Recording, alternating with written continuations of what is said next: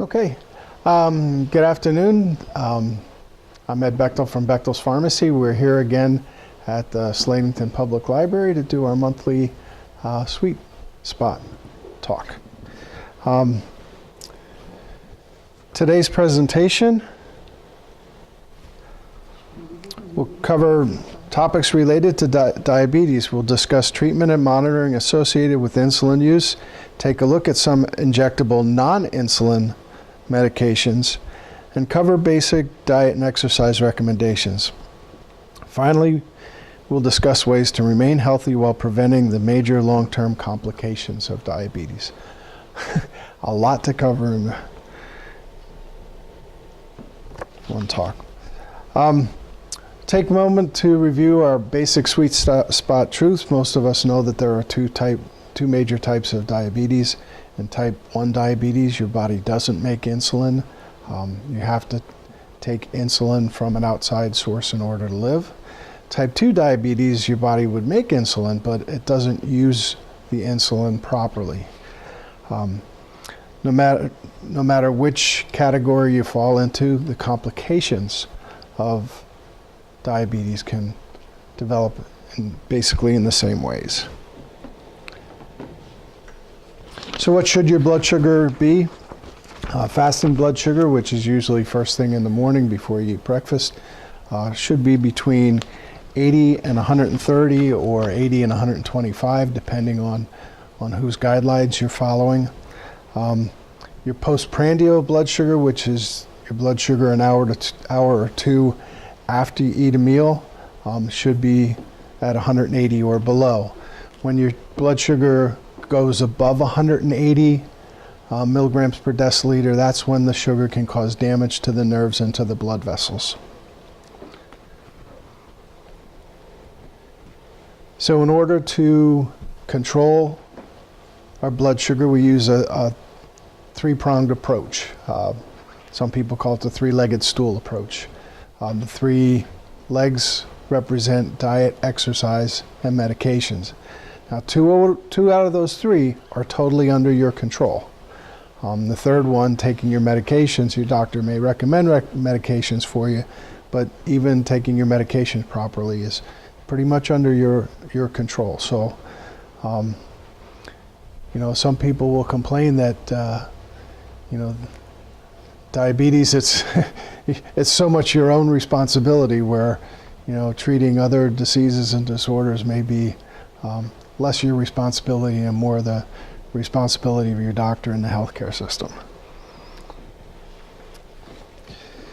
So we're going to start today with insulin. Insulin is a hormone that's produced by your pancreas. It's best to think of insulin as the key that unlocks the cell to allow glucose to enter. You need sugar, you need glucose inside of the cells to use it for energy. In some diabetic patients, there's a decrease in insulin made by the pancreas. In others, the lock on their cell has been changed, making it difficult for the insulin to work. So, type 2 diabetes, you're making insulin, but it doesn't work properly. There's something that's made the cells changed so they don't respond to the insulin.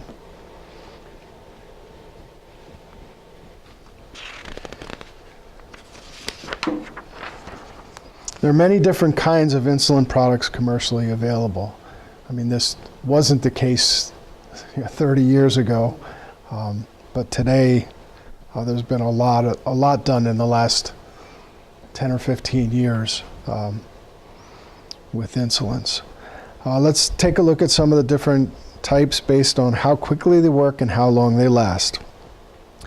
Two types listed on the screen, rapid-acting insulin and short-acting insulin, are mainly used for mealtime.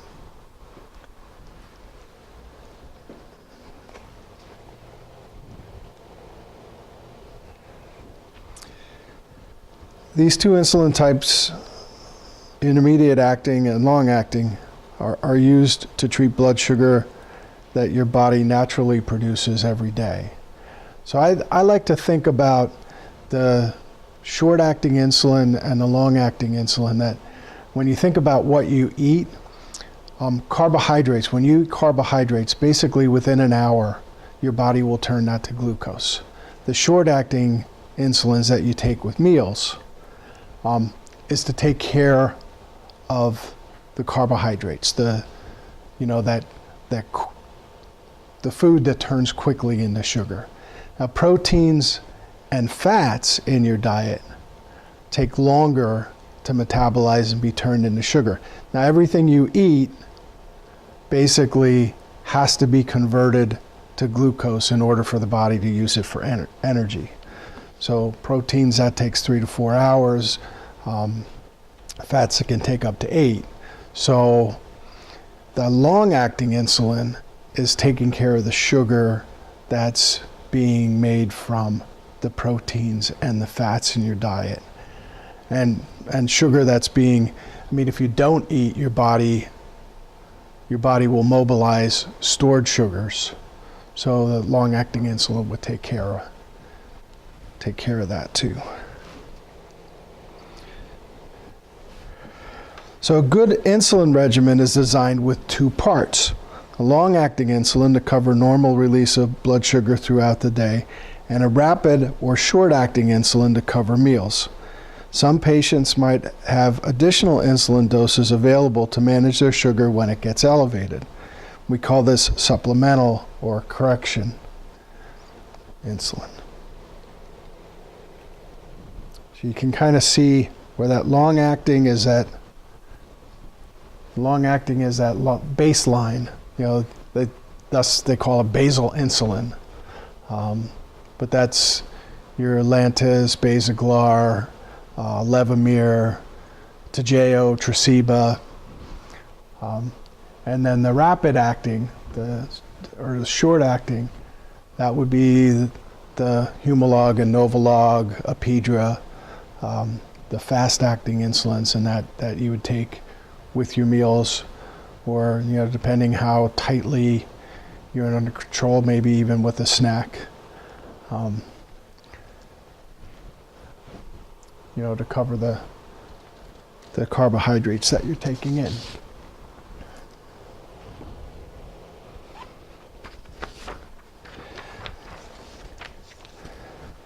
So what signs does your body give you when your blood sugar is too low or too high? Hyperglycemia is characterized by an increase in thirst and urination. Those are some of the symptoms that we typically think of as the symptoms of diabetes. Increased thirst, increased urination, increased hunger. Patients can also feel nauseous or experience blurry vision. If your blood sugar is too low, you might feel lightheaded, shaky, or sweaty. When you experience these symptoms, you should check your blood sugar to confirm and then follow your diabetes management plan in order to address the swing. If you don't have a diabetes plan, we can help. It's a topic we've covered here at the Sweet Spot.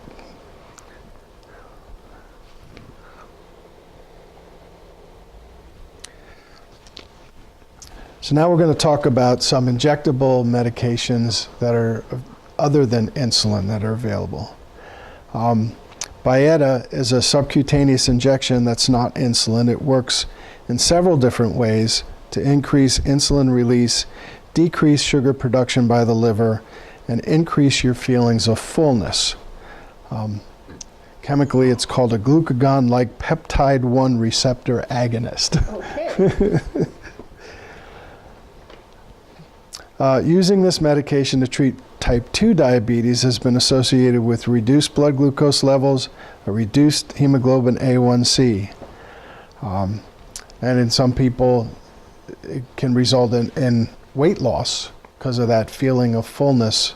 Now, that doesn't happen with everyone, and although some people get put on it and their doctor kind of promises, yeah, this will help you lose weight too, and then when it doesn't, then they get disappointed. Unfortunately, this medication is expensive, and often health plans require a moderate or high copay. It requires twice-a-day injections and causes more nausea than the next 2 medications we'll be discussing.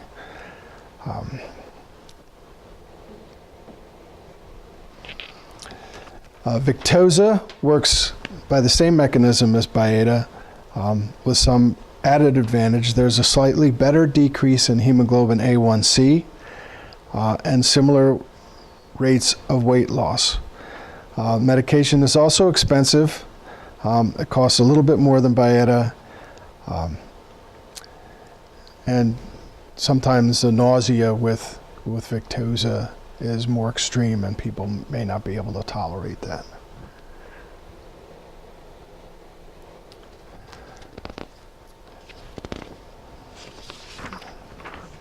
Similan is another subcutaneous medication that can be used in both type 1 and type 2 diabetes. It's an amylin analog. Amylin is another hormone that the body produces, and that's normally released with insulin. So people that have type 1, they don't make insulin if they're taking insulin by injection. You know, the amylin's not. So that you can use amylin along with insulin if you have a hard time controlling your blood sugar. Compared with Byetta and Victoza, Similan results in a smaller decrease in hemoglobin A1C, but shows similar benefits in weight loss.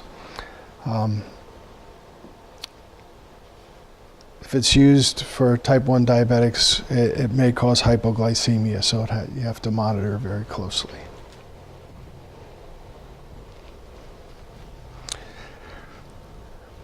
So in addition to taking medications to lower your blood sugar, there are several things that you can do to help manage your diabetes. Remember the three-legged stool approach from our Sweet Spot Basic Truths? The concept sounds simple, but did you know that every tip to manage your diabetes references right back to one of the legs on our stool?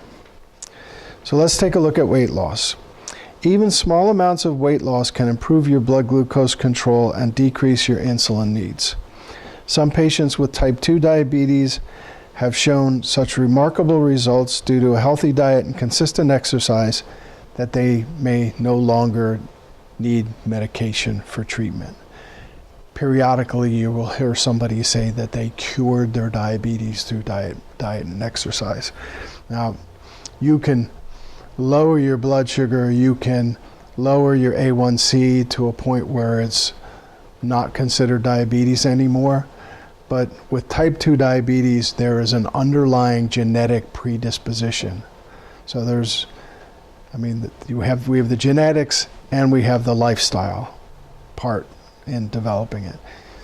You can deal with the lifestyle part of it, through diet and exercise, and maybe get your A1C back into normal, but you can't change your genetic predisposition. We don't get to pick our parents. Whatever we inherited from them, the genes that we inherited from them, that's always going to be there. So if somebody says that they cured their diabetes, or even a lot of times you'll hear people that have the weight loss surgery, the gastric bypass, that their diabetes was cured because of the gastric bypass. Well, the diabetes, you might not be classified as diabetic at that point, but that genetic predisposition is always going to be there.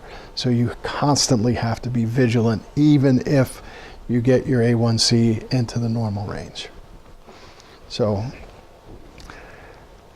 I'm not a big believer that you can cure diabetes per se.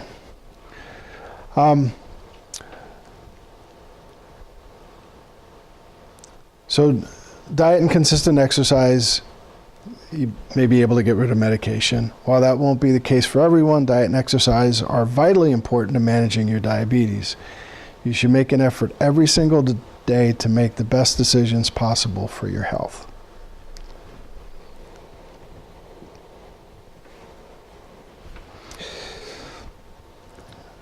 We mentioned that you need to eat healthy and exercise. Did you know that most doctors consider diet as the cornerstone of treatment for patients with type 2 diabetes? People go to the doctor, they're diagnosed with type 2 diabetes, and they expect that the doctor's going to prescribe something right away. Now, it may be that if you're if your A1C is just slightly elevated, your doctor may want to try you, with diet and exercise before starting any medication. And that might work for a while, but diabetes tends to be a progressive disease, so even if you're controlling it for a while with diet and exercise, it may be that later on they'll have to add medication and more medication and different types of medications. And luckily today we have lots of choices, lots of drugs that work by different mechanisms that can be effective. So keep a picture of that three-legged stool on your refrigerator to encourage good decisions each time you reach inside. Another tip is to keep your pantry stocked with healthy items. You can't go grab a pint of chocolate ice cream or greasy potato chips if you don't buy them in the first place. It's also important to encourage everyone in your household to support your dietary changes.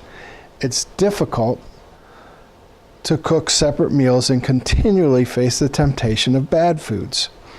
Find a balance between healthy and tasty and everyone in your household will benefit. A healthy diet for somebody that's diabetic is a healthy diet for somebody that's not diabetic. People think that just because you're diabetic, you need to eat special things, but if you can eat the same foods as everybody else, you just have to be cognizant that you're eating good foods. You're not eating the simple carbohydrates that can spike your blood sugars. You want carbohydrates, you want whole grains, carbohydrates that extend that the glucose, yeah. So, okay.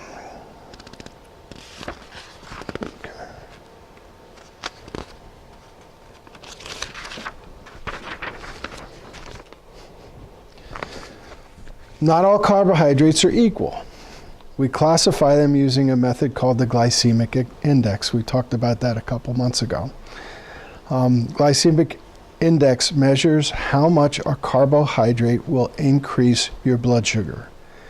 Consuming foods that have a high glycemic index rating will increase your blood sugar more than lower glycemic index foods. Examples of low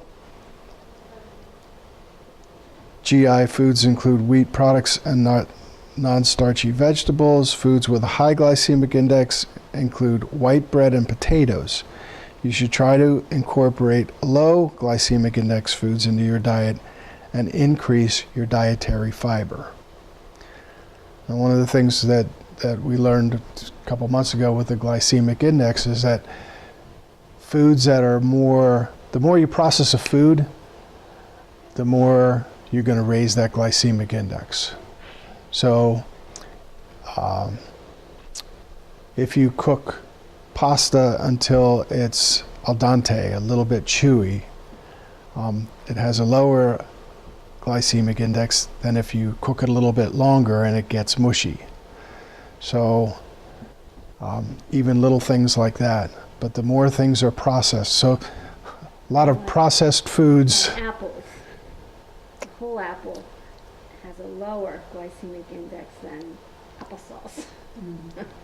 Or than apple juice. Right, and then apple juice is the worst. Yeah, Right. yeah. So if you eat whole fruit, there's fiber in there, and when you take the juice away from the fruit and drink the juice separately, that's going to raise your sugar faster. So that's going to be a higher glycemic index.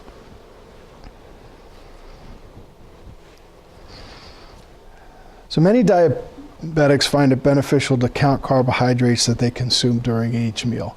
For people who are on insulin, who are type 1 diabetics, this can be pretty much critical.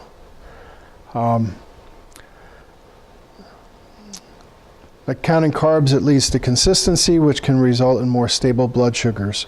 Diabetic patients should try to limit each meal to no more than 45 to 60 grams of carbohydrate. Now you notice there that they talk about limiting carbohydrates but not eliminating carbohydrates. Back when I was in college, they used to tell us, we could tell diabetic patients, oh, you can go to McDonald's, just eat the burger without the bun. Well, what we did when we gave people that kind of advice was we clogged up their arteries and sent them toward kidney failure. You need to have some carbohydrates in your diet. You want to choose, better carbs, not simple carbs. And you want to try to limit your carbs to some degree, but you don't want to eliminate carbohydrates completely.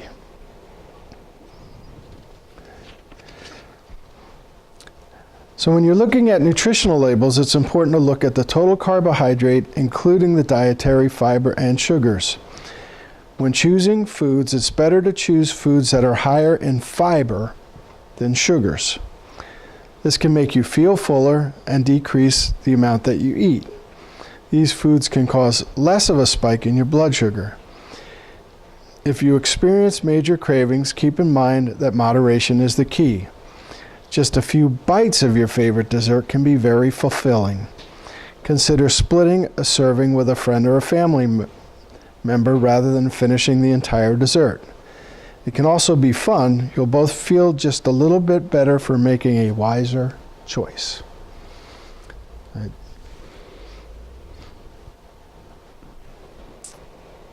When we go out, we always split a dessert. Whether we need it or not.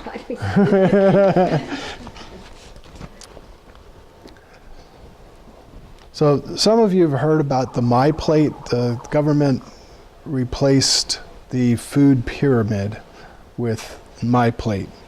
So designing your perfect plate, you should keep portions in mind, as well as what types of food you're eating. The plate method is a wonderful, easy idea. 50% of your plate should consist of vegetables. Another 25% should be devoted to lean protein like turkey or chicken. The remaining 25% can be a carbohydrate that has a high glycemic index. Studies have not shown that eliminating certain categories of food have provided better weight loss or glucose control, but people with diabetes should maintain a diet rich in vegetables, fiber, and low-fat protein sources. And that works for everyone, not just people who are diabetic.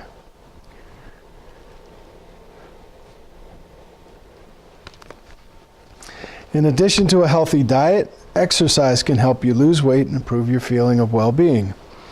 It also has the potential to improve your blood sugar control. It's currently recommended that adults, regardless of their health status, participate in 150 minutes per week of moderate intensity exercise and add muscle strengthening activities at least 2 days a week. If you haven't exercised in a long time, it's okay to work up to that goal by adding a few more minutes every day. The most important thing is to get up and get moving. And they define moderate intensity exercise as walking at a pace where you can still hold a conversation, but you can't sing. So you're taking enough breath away that you can still talk, but not sing. That's kind of a rule of thumb. But as you get in better shape,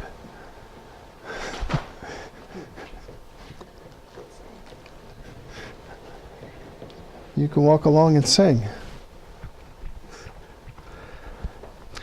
People who have diabetes for a long time or who have uncontrolled diabetes are at risk for problems with their eyes, kidneys, nerves, and feet, as well as their heart. Having a chronic disease like diabetes also puts patients at risk for having poor outcomes with infections like flu and pneumonia.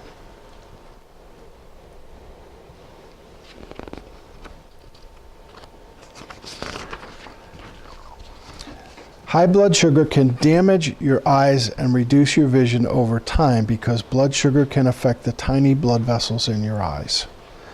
By controlling blood sugar and blood pressure through medications and lifestyle changes, you can help to prevent this damage.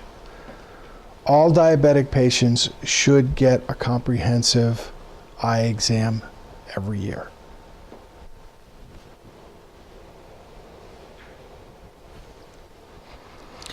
In addition to problems with your eyes, high blood pressure and uncontrolled diabetes can lead to changes in your kidneys. There are medications called ACE inhibitors, which have been shown to slow some of the damage once it occurs. It's important to have your urine protein levels checked at least once a year.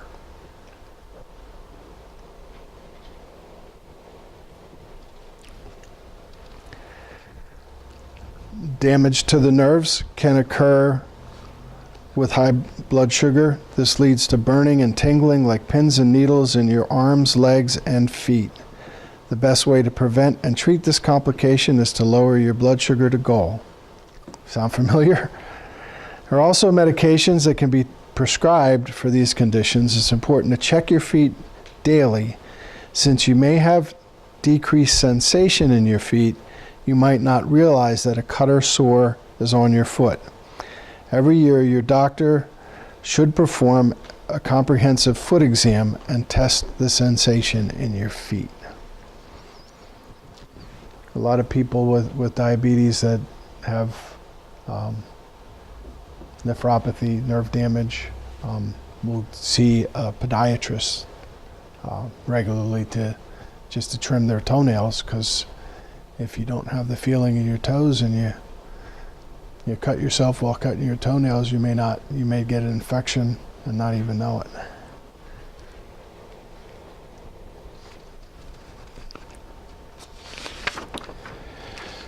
Patients with diabetes are also at greater risk for cardiovascular disease, including heart attacks and strokes. It's important to maintain regular care with your doctor, especially if there's a family history of heart disease.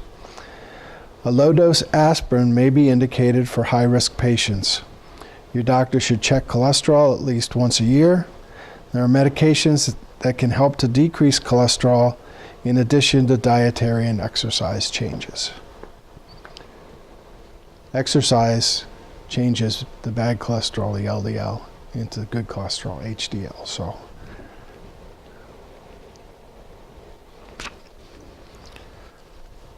staying up to date with recommended vaccines can help prevent illnesses such as flu and pneumonia, which can be more severe in patients with diabetes. The flu vaccine is recommended every year.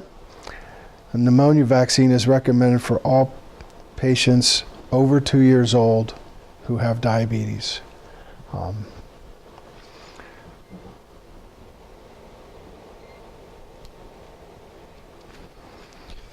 In summary, diabetes is best treated through a combination of medications, dietary changes, and exercise. Regular appointments with your doctor and pharmacist are important to prevent long-term problems with diabetes. Remember that 2/3 of the three-legged stool are completely under your control.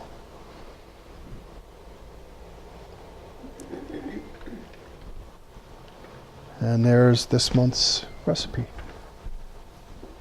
We were talking about protein before. Now, some of the people, when I say that I'm really tired, they say, do you have enough protein? In your diet. Yes.